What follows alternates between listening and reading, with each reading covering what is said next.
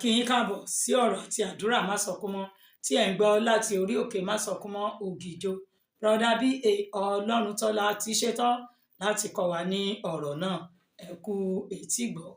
Welcome to Másọkúnmọ́ Word and Prayer Message, reaching you from Másọkúnmọ́ Prayer Mountain, Ògìjò. Brother B.A. Ọlọ́runtọ́lá is ready to teach us the word. Happy listening. Táàyè bá wà ẹ ṣe àmì abẹ́ Lábánì ní Jákọ́bù ti di èèyàn ńlá láyé, yes or no? Ìwé Genesis chapter 30 mo kéde ẹ̀ lábẹ́ ìpè lábẹ́ ọ̀gá iṣẹ́ àti ilé iṣẹ́ tó o ti ń ṣiṣẹ́ tó o wà láyé lórúkọ Jésù ìwọ náà máa di èèyàn àmín. Mò ń kà láti ní ìwé ìrètí Jésù tàtọwọ́ Jòhánù kọ orí ìkẹjọ ẹsẹ̀ ìkọkàndínlọ́gbọ̀n rẹ̀. Ẹni tí ó rán mi sì ń bẹ pẹ̀lú mi, kò jọ̀wọ́ ẹ̀mí nìkan sí nítorí tí èmi ṣe ohun tí yóò wù ní ìgbà gbogbo. I'm reading from the Gospel of Jesus Christ according to St. John chapter 8 verse 29 that says, "And he that sent me is with me. The Father has not left me alone, for I do always those things that pleases him." Ẹsẹ̀ bíbélì tí a kà yìí ni a ti ń ṣẹ̀rọ̀ ṣẹ́bọ̀ ní kíláàsì ọ̀rọ̀ àti àdúrà Másọkúnmọ́ yìí, eléyìí tí àkórí ẹ̀ jẹ́ ẹnìkan pẹ̀lú Ọlọ́run. Now, from this verse, we are teaching ourselves on the thing that says one with God. Sírèsì keje òun ni ṣẹ̀rọ̀ṣẹ́ kan báyìí nígbà tí case study wa jẹ́ Àpọ́stélì Paul a ó ti ara ẹ̀kọ́ láti ní ìwé Tímótì kejì orí ìkẹrin ẹsẹ̀ ìkẹfà sí ẹsẹ̀ ìkẹjọ rẹ̀. Now, this is series 7 of it.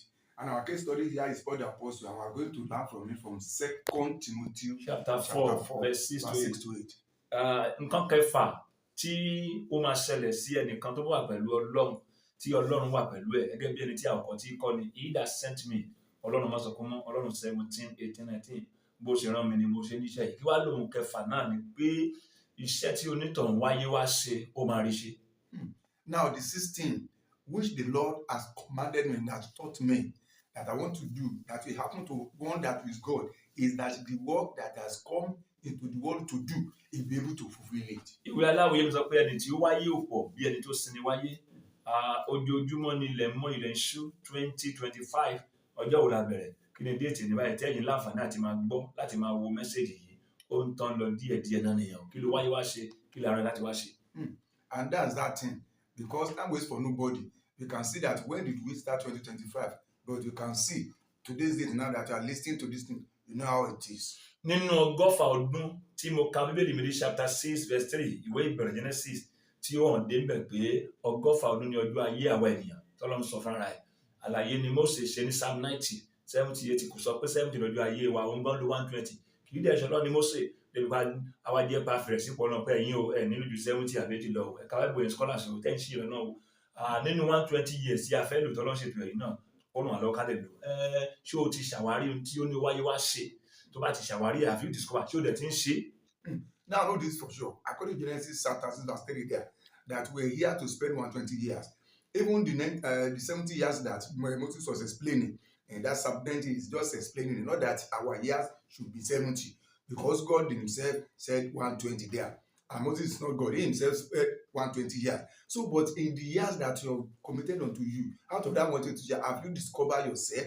Have you reasoned? Have you discovered it? Or how have you achieved it? Kò sí ẹnìkan nínú ẹ̀yin tí ó ń wò wá tó ń gbọ́ wa yàtọ̀ tí ò tiẹ̀ láǹfààní láti bá àpàdé gbọ́ wa yìí wà táwọn ayé ti wáyé àbí tó ń tí à ń ṣe yóò ti ẹ̀kọ́ wọn. Kò sẹ́nìkan tí Ọlọ́run dá gẹ́gẹ́ bí Báíbù tẹ́mi gbàgbọ́ pé kó sìyàn wáyé àmọ́ ṣùgbọ́n ọ̀ṣà ẹni tó sinmi wáyé tí Yorùbá ń sọ ní ẹni tó wáyé tí yóò mópin ṣẹ tí Ọlọ́run wáyé wá ṣe tí ò ṣe tí ò dá tí ò jẹ tó fi lọ ló sinmi wáyé.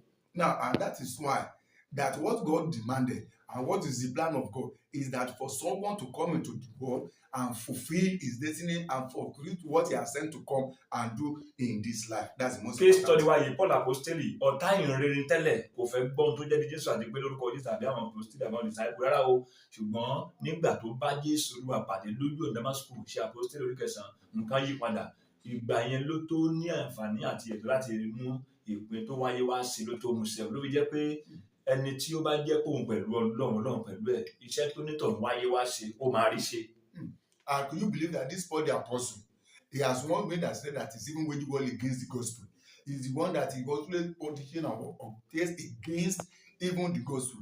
But when God met him on the way to Damascus, he changed him, and the story of the life changed, and that is what it is as at that time that he's able to feel what God sent him to come and do in the world. Iṣẹ́ tí Paul apostoli lẹ́yìn tó ti bá Jésù pàdé ni o, ẹ jẹ́ ká fi ìgbà tí ò tí ì mọ Ọlọ́run kalẹ̀ ká fi yẹn lẹ́ o.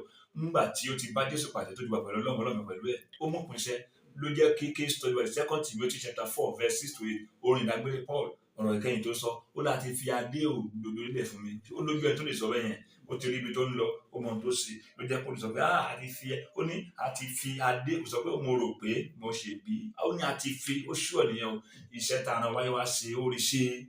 It is after Paul the apostle, this is our case study. It is after he has met Jesus Christ that he's able to fulfill the destiny, that he's able to be what has come even to the world to fulfill. And that is why he's able to say it there according to 2 Timothy chapter 4 verse 6 to 8.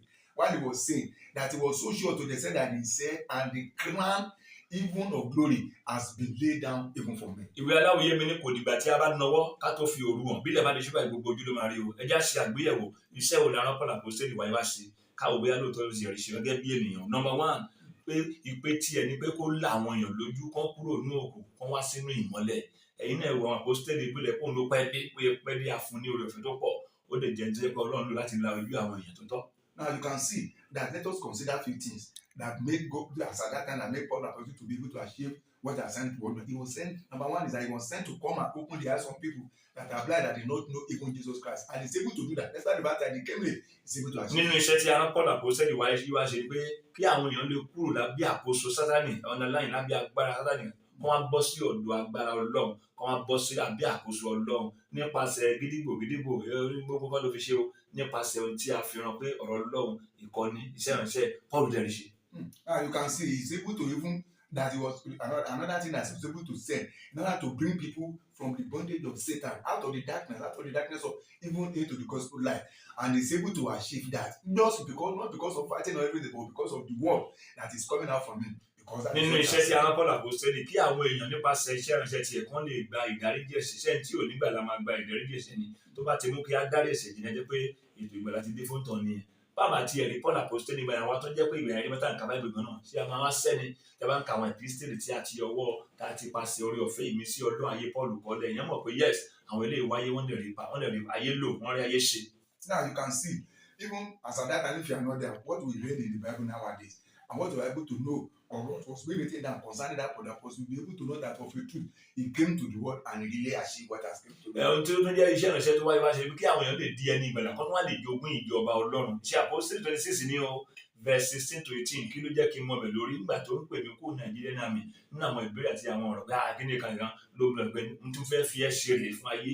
Mo kíyèsí pé iṣẹ́ ńlá ni o kí èèyàn la ojú àwọn èèyàn káwọn èèyàn kó inú òkú wá sínú ìmọ́lẹ̀ agbára táwọn wá sọ́dọ̀ agbára Ọlọ́run àtàwọn lè bọ́ lọ́wọ́ ẹ̀ṣẹ̀ nípasẹ̀ pé àtọ̀lọ́run yé wọn kọ́ lẹ́nu ìgbàlà kan tó máa jẹ́ ogún ìjọba Ọlọ́run. Ó parí ó tán ẹni tí ó bá wà pẹ̀lú Ọlọ́run tí Ọlọ́run wà pẹ̀lú ẹ̀ onítọ̀hún ó ṣọkùnrin ó ṣobìnrin ó máa rí iṣẹ́ tó wáyé wá ṣe kì wá ṣe oníṣẹ́ Ọlọ́run nìkan ó lè jẹ́ ní ti ara ọ̀nà tí káfíń yàn láyò á ṣáà rí iṣẹ́ yẹn ṣe lórí pé Ọlọ́run wà pẹ̀lú ẹ̀. Another assignment of Paul is that he is to be able to save people so that they are able to come into the light and be able to have eternal life in Christ Jesus, and that is what is able to achieve that, and that is what is also happening even as at today. Again, it may not be only the ministerial assignment, just as God called me according to Acts chapter 26 when God called me out from the Nigerian army. Then the question and answer that was being asked at that time let me know that this is what he has said to me to do.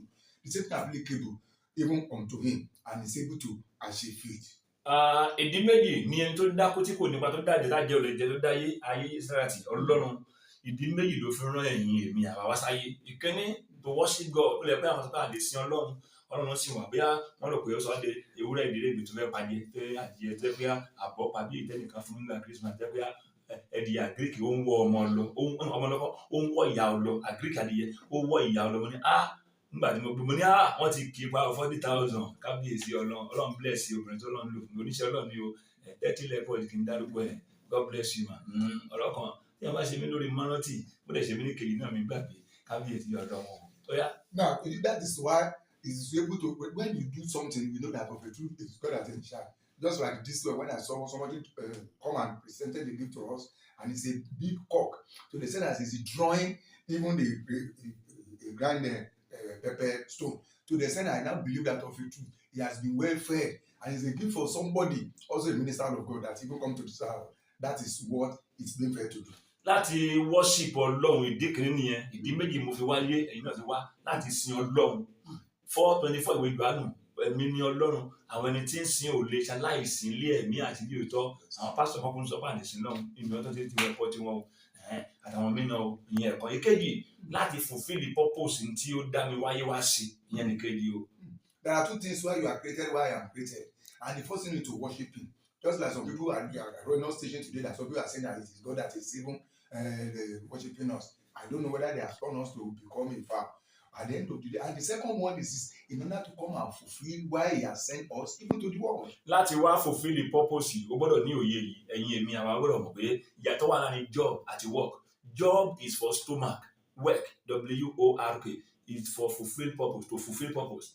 Job, kórí òkèlè lè pọ̀ ní job tá à ń ṣe, but work láti fulfill the purpose ká lè mọ̀ kò ṣe ni.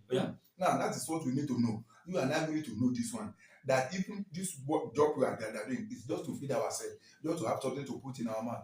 But what you are doing in order to fulfill what you have said they have to do? Àwọn kan wà láyé ń bì, wọ́n gbà láti ràn án lọ́wọ́ bí tí kò kéré mọ́. Ẹ lọ́wọ́ àwọn ẹni tá a sọ nípa ẹ̀ ní òní. Ṣùgbọ́n ẹ mọ̀ pé ó rọrùn tí ò bá sí nǹkan tí ń ṣe, tí ò bá ràn lọ́wọ́, nǹkan tí ń ṣe. Ó rọ̀ wọ́n lọ́rùn pẹ̀lú orí ọ̀fẹ́ tán ní ìwọ̀n ràn lọ́wọ́. Wọ́ọ̀kì tí wọ́n nìyẹn tó máa ṣe tó máa fi kún kùnjẹ́ láyé o. Ẹlòmíì kó máa ṣe àánú ni. Wọ́ọ̀kì nìyẹn o. Ẹlòmíì tí mo sọ nípa ẹ̀ náà tẹ́ bá ní wọn láyìíká, wọ́n níṣẹ́ tó ń ṣe tó ti ń rí tọ́lọ́kọ̀wọ̀. Jọ́ọ̀bù nìyẹn.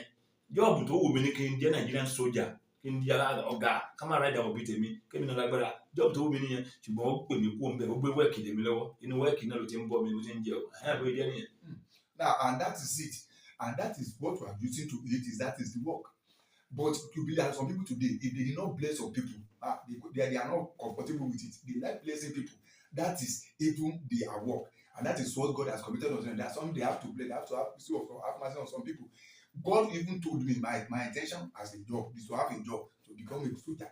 And those are my dream will not be right.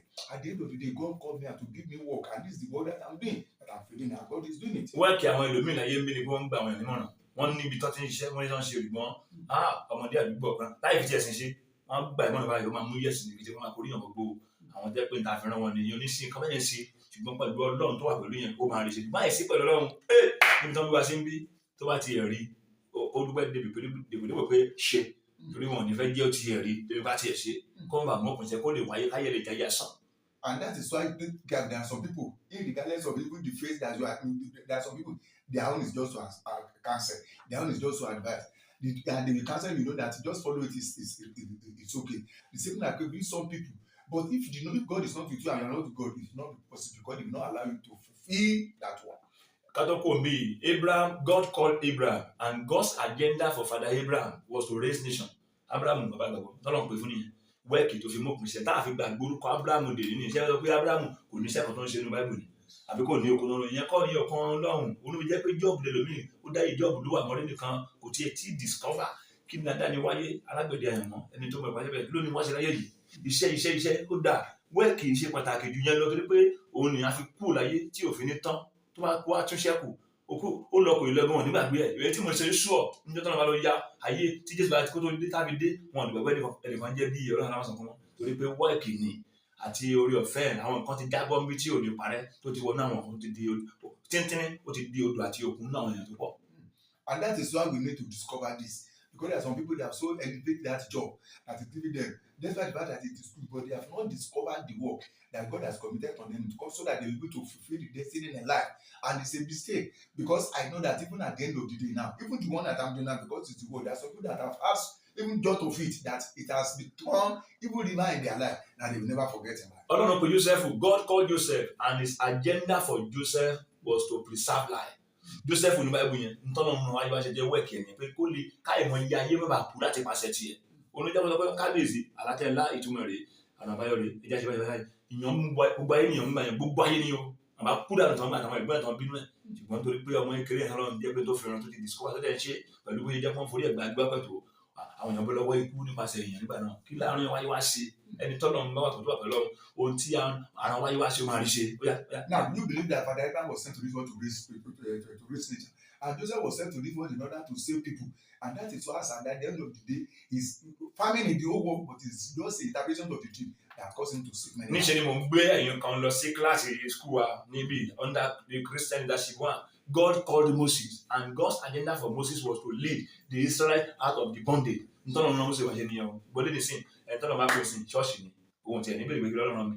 Torí pé ṣọ́ọ̀ṣì ni ẹ̀dídé kò pásọ̀ mọ́nà yẹn o. Pásọ̀ mọ́nà aṣẹ́yìn ìgbọ̀nà kò báyìí. Ẹ̀ta ìtì ẹ̀tù sílẹ̀ yẹn obìnrin wá bí. Gbogbo èèyàn kọ́ ló mọ láì ṣílẹ̀. Alẹ́ náà nìyẹn nígbà tí ẹ bá ṣe tọ́nà ọ̀nà láyé wá ṣe. Teaching and praying ló rán mi tí mo ṣe yìí. Kò sí ètò lè pé yàn. Ẹ jẹ́ ká lọ sí àwárí kí ló ní kí wáyé wá ṣe. And that is why you see some people that at the end of the day, there are some people now that are bringing them to Christian leadership there. That Moses was sent to this world in order to come and deliver the Israelites out of bondage. And you can see that is why you see some people today that their aim is just to become a pastor. And when they become a pastor, they just raise a church. Whether God wants to raise a church, whether he did not want to know, and they will not find out. Joshua was called, and God's agenda for him was to lead the Israelites to the promised land. Joshua, ntọ́nà ọ̀nà yẹn bóyá òun ló kó wọn níbẹ̀ kẹrẹ báyìí kálukú wa ló ní wẹ́ẹ̀kì ntọ́nà ní káyọ̀ wáyà ṣe ẹ̀yin lára mi sí o pé kò ní ṣẹyẹn ẹ̀ ní mo ṣe ẹ̀ bá bá ara rẹ̀ ẹ̀ bá ti mọ̀ ṣùgbọ́n yìí tẹ́ ẹ̀ tí mọ̀ àbí jọ́ọ̀bù lẹ́rọ pé ibi iṣẹ́ mi tí mo lọ ìdíráfà àbí kápẹ́ntà àbí kanlé gba kọ́ńtàsì ní kan rẹ̀ pé wáyà ṣe ìyẹn nìkan ò lè jẹ́kẹ́ kí ẹ̀mọ́ kò ṣe òkèlè kó lè pọ́n láyé tẹ̀yẹn o. Now that is why you need to discover whether that is what you have elevated it or even more than the work. You have to be very careful and know so that you discover. If you have not discovered it so that you'll be able to know. It is whether it's only just the journey or the carpentry that you are doing. It is just to fit, not to fulfill the destiny. Number one, báwo ni mo ṣe lè ṣe àwárí tí mo arán mi wáyé wá ṣe? Number one, pray to God. Gbàdúrà sí Ọlọ́run. Ó máa ń dáhùn.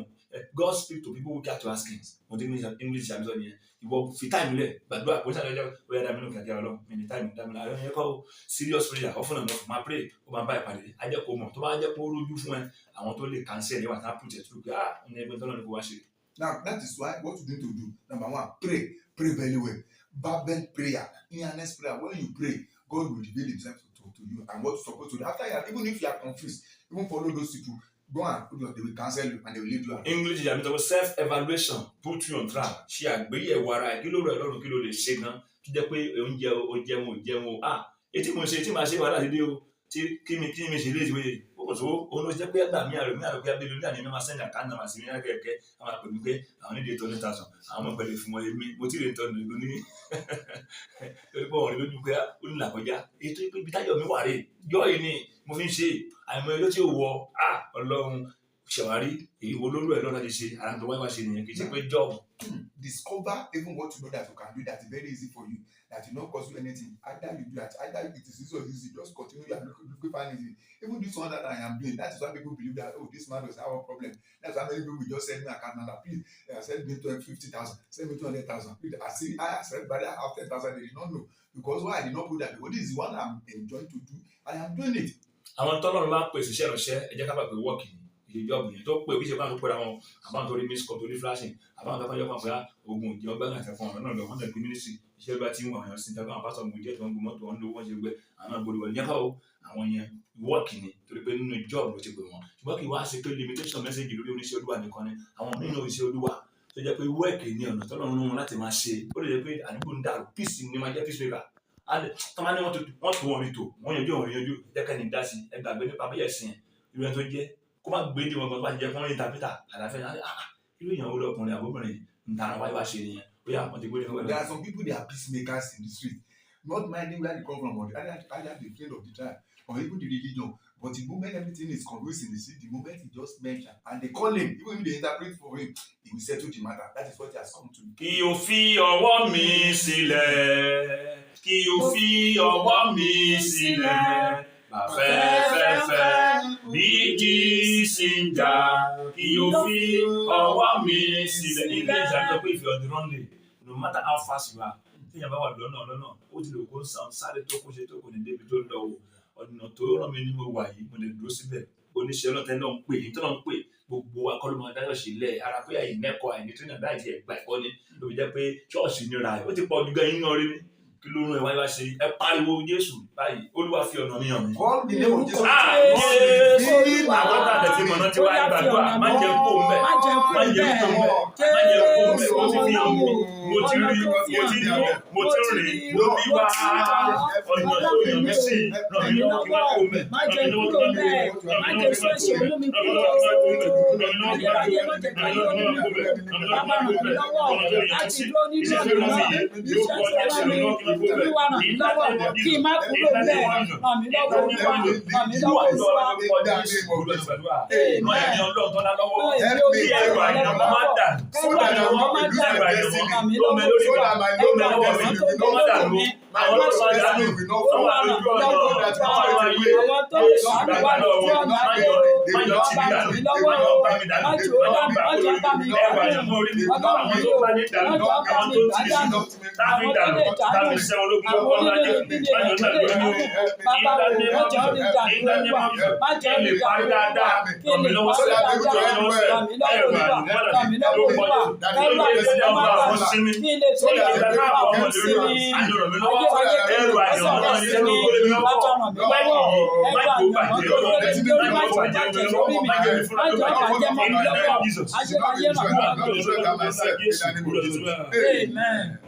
Olúwa ràn mí lọ́wọ́. Gbogbo ayé mi. Gbogbo ayé mi ní ọ̀nà mi ràn mí sí Olúwa. Ní ọ̀nà tó fi sí lórí. Ó máa ń dá tó wà lọ́wọ́ mi. Gbogbo tó dá ìmọ̀ náà tó tó ṣe pọ̀ pẹ̀lú mi. Gbogbo tó gbà lọ́wọ́ mi tó fi ìgbà tó tó yàn mí sí. Wọ́n ṣe lọ́nà mi. Iṣẹ́ tó rán mi kì í sọ ràn mí lọ́wọ́. Kí lè san tó gbà tó gbà tí máa rán mi kí lè san. Olúwa ràn mí lọ́wọ́ Olúwa ràn mí lọ́wọ́. Ìdẹ́jẹ́ mi ṣàṣàrò nínú ọ̀rọ̀ Ọlọ́run ni bàbá fi ràn mí lọ́wọ́ kí lè san Olúwa ràn mí lọ́wọ́ ràn mí lọ́wọ́ ràn mí lọ́rùn kí lè san. Àwọn orí àti aróòlè tó máa gbé ọwọ́ tèmi náà sókè. Orí àti aróòlè tó máa gbé ọwọ́ tèmi náà sókè. Àwọn ẹni àyàmọ́ tó máa gbé ọwọ́ tèmi náà sókè láti ràn mí lọ́rùn. Ayé ò ṣe é dá sí Ọlọ́run. Ayé ò ṣe é dá sí Ọlọ́run. Bàbá àwọn tó máa ti lẹ́yìn. Àwọn ló máa sọ̀pọ̀tì ní bàbá fún iṣẹ́ yìí wá láti lè ṣe é láti jọ Olúwa tí màá fi ṣe nírọ̀rùn Olúwa àwọn náà dà ẹni àyànmọ́ náà dà Ọlọ́run ẹ̀mọ́ kó lè rọ̀ mí lọ́rùn kó lè rọ̀ mí lọ́rùn Olúwa destiny ẹ̀pà bímọ ẹ̀pà Olúwa àwọn ènìyàn sí lọ́tì ó yẹ jábọ́ èèyàn bíi Jónà ó yẹ jábọ́ nínú ọkọ̀ nínú ọkọ̀ àtàwọn àmúwájú wá ṣe lọ́ọ̀tì Jónà ó yẹ jábọ́ ìjábọ̀ kóra dáadáa ó yẹ jábọ̀ dà nínú ọkọ̀ ìṣẹ́kọ̀ọ́ ó yẹ jábọ̀ kọ́kọ́ tó dà lẹ́rù wọ́n tó dùn sọ́ ìlú ó yẹ dùn sọ́ ìwọ̀n ó yẹ jábọ̀ dà. Títí òòrùn ayé mi máa wọ̀. Títí òòrùn ayé mi máa wọ̀. Má padà o. Má padà lẹ́yìn mi Olúwa. Má jẹ́ fi ọ́lẹ̀. Má jẹ́ fi ọ́lẹ̀ má kọ̀ mí o. Bàbá ràn mí lọ́wọ́ o. Ràn mí lọ́wọ́ o. Ràn mí lọ́wọ́ o. Má padà o. Má padà má kúrò lẹ́yìn mi. Má jẹ́ mi náà padà lẹ́yìn rẹ̀. Má jẹ́ fi ọ́lẹ̀. Má jẹ́ ọwọ́ mi lọ́rọ̀ mi. Olúwa ràn mí lọ́wọ́. Amen. Má jẹ́ kó lọ lára mi. Má jẹ́ kó lọ lára mi o. Ohun tí mo ṣe, ohun tí mo ṣe tí mo fi wù ọ́ Olúwa. Má jẹ́ kó lọ lára mi o. Ẹ̀bẹ̀ mo bẹ̀. Ogun ẹ̀mí dáre fún Bálámù. Bálámù gbé ta fẹ́ràn kó. Ogun ẹ̀mí dáre fún Júdásì o. Júdásì fi tiẹ̀ pokùn so. Ogun ẹ̀mí dáre fún Gédásì o. Gédásì fi fẹ̀ tẹ́ mọ́ra. Ohun tí mo ṣe, ohun tí mo ṣe tí mo fi wù ọ́ Olúwa. Má jẹ́ kó lọ lára mi o. Ẹ̀bẹ̀ mo bẹ̀. Ẹ má jẹ́ aláìgbọ́ ìkéde yẹn o. Ẹ tẹ́tí sí ìkéde pàtàkì yìí Christ Matthias Bible College and Seminary pé gbogbo ẹ̀yin ní ìpè Ọlọ́run tó fẹ́ yege nínú iṣẹ́ tí Ọlọ́run pè yín sí lójú Ọlọ́run àti lọ́dọ̀ ènìyàn àti ẹ̀yin tó fẹ́ ní ìmọ̀ ọ̀rọ̀ Ọlọ́run sí i fún ìgbé ayé tó wu Ọlọ́run fún ara yín àti fún ẹbí yín láti máa bọ̀ wá gba fọ́ọ̀mù ìgbaniwọlé fún sáà ìgbẹ̀kọ́ tuntun full time class wà part time class wà distance learning wà àti Nicodemus class èdè òyìnbó àti èdè Yorùbá la fi ń kọ́ni 2,000 naira lówó fọ́ọ̀mù ìgbaniwọlé Christ Matthias Bible College and Seminary main campus wà ní number 10B Masokumo Street Mainland Estate phase 2 Ògìjò ìpínlẹ̀ Ògùn. A ní study center káàkiri. Fún àlàyé lẹ́kùnrẹ́rẹ́ ẹ pè registrar báyìí Pastor Akínsọ́lá 08028252102 08028252102 tàbí rector sí 08032746913 08032746913. July 7th 1997 láti bẹ̀rẹ̀. Build the workers, build the church. Bólúwa ti fẹ́ Ọlọ́run wà ọmọ mi Ọlọ́dúnlá oní kámẹ́rámà oní white yóò Pastor Dr. Mrs. Margaret Olúwarẹ̀mẹ́fà ní wife mi tí àjọ ń ṣe ẹni wá mi tí mi ní wáyé tì. B.A. Ọlọ́run tọ́lá ní orúkọ tèmi tí ayé mọ̀ sí Masokumo Jésù Ọlọ́run Masokumo ààyè ló wà. My name is Agbola, God of Masokumo. You are alive forever.